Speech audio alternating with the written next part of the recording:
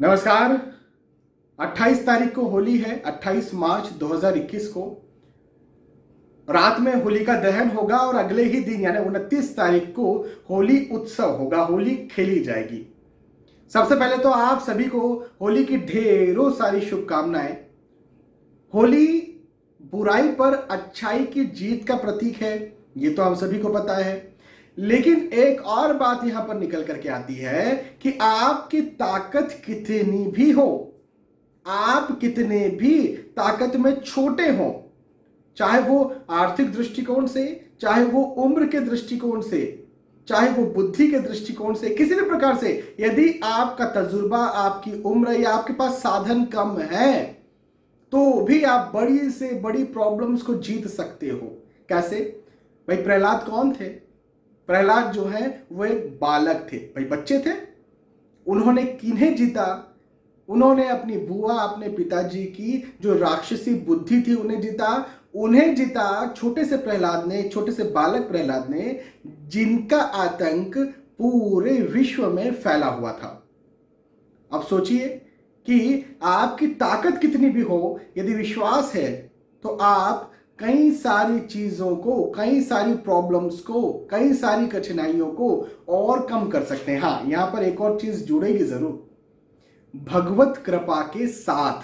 भाई प्रहलाद ने खुद से तो नहीं किया, भगवत कृपा थी, तो बिना भगवत कृपा के तो कुछ नहीं होने वाला, ये बात भी भाई पक्की है। लेकिन हो भी सकता है, ये बात भी पक्की है। तो यहां पर जो होलिका दहन है, हम सब में कॉन्फिडेंस भी एक डालता है कि हम सब कुछ कर सकते हैं भगवत कृपा के साथ। आज की इस वीडियो में मैं आपको बताने जा रहा हूं होली पर करने वाले उपाय।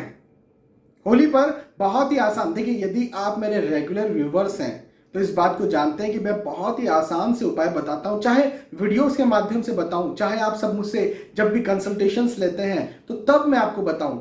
लेकिन बहुत ही आसान से उपाय होते हैं और जिन्हें करके आपको फायदा भी मिलता है। कई सारे मुझे कमेंट्स होते हैं यूट्यूब पर, फेसबुक पर, इंस्टाग्राम पर, कई सारे मुझे मैसेजेस आते हैं। कई बार जब आप उससे कंसल्टेशन लेते हैं उसके बाद आपको फायदा होता है तो आप फीडबैक देते हैं और बड़ा अच्छा लगता है मुझे जब आप इस प्रकार के पॉजिटिव फीडबैक मुझे देते हैं। तो उन सब के लिए बहुत बहुत धन्यवाद। अब मैं आपको 29 तारीख को करने वाले उपाय बता रहा हूं। देखिए 28 तारीख की रात में तो होलिका दहन हो जाएगा। सुबह सुबह आप क्या कीजिए, पहला उपाय आपको बता रहा हूं। जब होलिका दहन होगा तो उसकी जो भस्म बनेगी या राख बनेगी, बिना नहाए आप जो है वहां पर जाएं, एक जल लेकर के जाएं, लोटे में, ग्लास में शुद्ध जल लेकर के जाएं। पहले तो उनके ऊपर चढ़ा दें, डाल दें, एक फेरा कर लें जल के साथ, डालते डालते फेरा कर लें होलिका का। और जो भस्म होगी उन्हें या तो उसी ग्लास में, उसी लोटे में, या कोई अलग से पात्र भी आप लेके जा सकते हैं, उसमें लेकर के आ जाएं। वो जो भस्म है, उस भस्म से जैसे हम रोज सोप का, फेस वॉश का, बॉडी वॉश का यूज करते हैं नहाते वक्त, वैसे ही उस भस्म का इस्तेमाल करें। और अपने घर में सभी सदस्यों से कहिए उस भस्म का इस्तेमाल करने का नहाने के दौरान। उसी भस्म का तिलक भी आप लगाएं, सबको लगा दें। यदि शरीर के किसी पार्ट में कोई समस्या है, जैसे किसी को हार्ट का प्रॉब्लम हो, हार्ट डिसीज हो, किसी को सर दुखता है, माइग्रेन का किसी प्रकार से समस्या है, दांतों में कोई समस्या है, हाथ में जॉइंट्स में किसी प्रकार से कोई प्रॉब्लम है, वहां पर भस्म को अच्छे से लगा दें। चाहे सिर पर हो, चाहे गले में किसी प्रकार की समस्या, छाती में कोई समस्या है, भस्म को जरूर से लगाएं। नहाने के बाद की बात मैं कर रहा हूं। तो नहाने के दौरान तो भस्म से नहा लिए और उसके बाद में फिर जो है वो भस्म को जिस भी जगह हो वो लगा लिया। ये उपाय नंबर 1 है। उपाय नंबर 2, जो भस्म आप लेकर के आए हैं, नहाने के बाद थोड़ी थोड़ी भस्म जो है अपने पूरे घर में छिड़क दीजिए। ठीक है, आपको थोड़ा लग सकता है कि पैरों में वो चीज आ रही है और धूल धूल जैसा कुछ महसूस हो सकता है, लेकिन चिंता की कोई बात नहीं, ये आपके घर की नेगेटिविटी को हटाने के लिए होगा। इसी के साथ एक छोटा सा पात्र लीजिए, वो कटोरा हो सकता है, कटोरी हो सकता है, किसी प्रकार का कोई पात्र हो सकता है, उसमें भस्म को रख दीजिए और आपके घर की जो ईशान कोण है, आपके घर का ईशान कोण देख लीजिए। और नहीं ईशान, अच्छा ईशान कोण किसे कहते हैं? जो कि दक्षिण, माफी चाहूंगा, जो कि उत्तर और पूर्व होता है।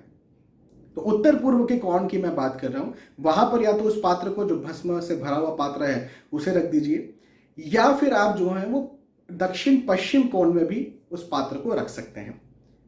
कहीं किसी भी जगह पर, अच्छी जगह पर रख दीजिए। यह आपके घर की नेगेटिविटी को दूर करने के लिए होगा। जितने समय तक, जितने दिनों तक वो पात्र रखा रहता है, उतना अच्छा है आपके लिए। तीसरे नंबर पर आपको मैं बता रहा हूं कि अब आपको क्या करना है कि नहा लिए, भस्म आपके पास जो बचा हुआ है उससे जाइए शिव शंकर भगवान के मंदिर, और उस भस्म को शिव शंकर भगवान पर जरूर लगाएं। चाहे तो शिव शंकर भगवान को उस भस्म से नहला दें, और यदि किसी प्रकार से कोई श्रृंगार हो गया है, कुछ हो गया है, तो उन पर जैसे तिलक करते हैं, तो उस भस्म का तिलक जरूर करें।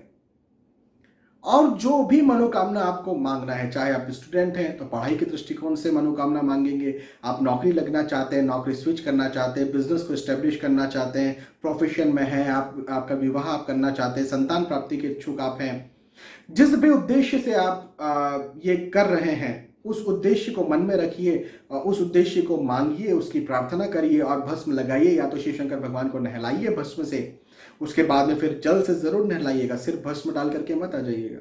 यदि भस्म से आपने शिव शंकर भगवान को नहलाया है तो ऊपर से फिर जल जरूर डालना और पूरा उनको जो है अच्छे से क्लीन कीजिएगा। और यदि भस्म से नहलाने की कोई इजाजत नहीं है तो आप जो है उन पर तिलक जरूर से लगा सकते हैं, शिव शंकर भगवान पर। और भी यदि आपके घर में भी शिवलिंग है तो आप उन्हें भी भस्म से नहला सकते हैं। और आपकी जो भी प्रार्थना है, आपकी जो भी विश है, आप जो भी मांगना चाहते हैं, ये जरूर से आप मांगे। तो ये काम आपको करना चाहिए। इसके अलावा एक और काम मैं कहूंगा कि जो भस्म है उसे जरूर से एक छोटे से पात्र में, चाहे वो डिबिया हो सकती है, उसमें आप रखें, और सुबह शाम जो है उसे थोड़ा सा उंगली में लिया और थोड़ा सा जो है वो ज़ुबान पर, होठ पर लगा लिया, उसे खा लिया या उसका तिलक कर लिया। आपको यदि और लगता है कि यार कहीं बाहर जाएंगे, माथे पर तिलक होगा, खराब सा लगेगा, आप जो है अपने गले पर तिलक लगा सकते हैं, अपनी छाती पर तिलक लगा सकते हैं। यह आपके लिए बहुत अच्छा होगा। वैसे तो मैं हमेशा से इस बात का विरोधी रहा हूं कि किसी ने कुछ कर दिया, किसी ने कुछ कर दिया और किसी ने काला जादू कर दिया, टोना कर दिया। लेकिन फिर भी जिन्हें इस बात का विश्वास है कि ऐसा होता है, वो एक काम करें, बाजार में ताबीज मिलते हैं, खाली ताबीज लेकर के आए, उस खाली ताबीज में जो है वो भस्म को भर दें, और भरने के बाद में ताबीज को पैक कर दें, और काला धागा जो होता है ना वो ताबीज में लगा दें और उसे पहन लें। किस दिन पहनना है? नेक्स्ट डे सुबह सुबह नहा धो करके अपने शिव शंकर भगवान के मंदिर गए, और या तो शिव शंकर भगवान के मंदिर में ही पहन लें। यदि आपको लगता है कि मेरे बच्चे में, हमारे बच्चे में, हम पर ही, खुद पर ही किसी प्रकार का कोई काला जादू करता है, हमें नजर बार बार लग जाती है, तो ये आप करें। इससे आपके मन शक्ति जो है बहुत मजबूत होगी। मैंने हालांकि नजर क्यों लगती है, काला जादू क्या होता है, कैसे होता है, क्यों किया जाता है, होता है भी कि नहीं होता है, इस पर सारी बातें बताई है, लेकिन वो अलग से वीडियो में मैंने बताया, आप चाहें तो उसको वीडियो को जाकर के देख सकते हैं। लेकिन फिर भी यदि आपको विश्वास है कि ऐसा होता है तो ये काम जरूर आप करें। इससे आपको आपके मानसिक स्थिति को मजबूत करने में बहुत फायदा मिलेगा।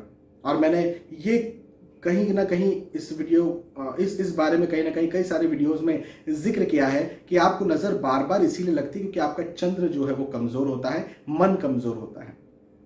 मन कमजोर होता है तो फिर हम जो है कई सारे ख्यालात, कई सारे चीजों को ले आते हैं। तो ये करने से मन आपका बहुत ज्यादा मजबूत होगा, आप फिजूल की बातों में पड़ेंगे ही नहीं। तो साइंटिफिक उपाय है ये। अब उसको आप किसी भी तरह से लीजिए। कई लोग उसे इस तरह से लेते हैं, मन मजबूत हो गया, अब नजर नहीं लग रही तो वो, या कुछ प्रॉब्लम नहीं हो रही तो वो कहेंगे कि भाई ठीक है, इससे जो है हमें नजर लगना बंद हो गई या फिर काला जादू चला गया। और मैं कह रहा हूं कि मन मजबूत होगा, जो भी होगा, ओवरऑल काम तो हुआ ना।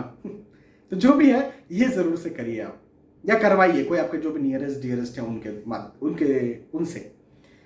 तो ये बहुत ही आसान सा मैंने आपको उपाय बताया है।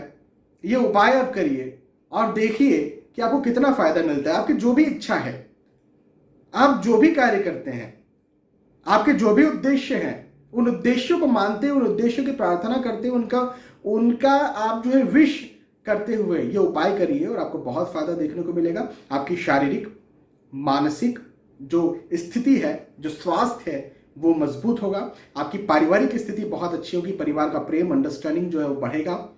आपकी आर्थिक स्थिति बहुत अच्छी होगी इन उपायों को करके। आप यदि पढ़ाई करते हैं तो उसमें बहुत मन लगेगा, मन बहुत मजबूत होगा, सफलता मिलेगी। आप ये उपाय करके देखिए, बहुत ज्यादा आपको फायदा मिलेगा। बहुत बहुत धन्यवाद, आपने आज का वीडियो देखा। आने वाले वीडियोज में, आने वाले एपिसोड्स में फिर मिलेंगे। तब तक के लिए आज के इस वीडियो में आपसे विदा चाहता हूं। नमस्कार।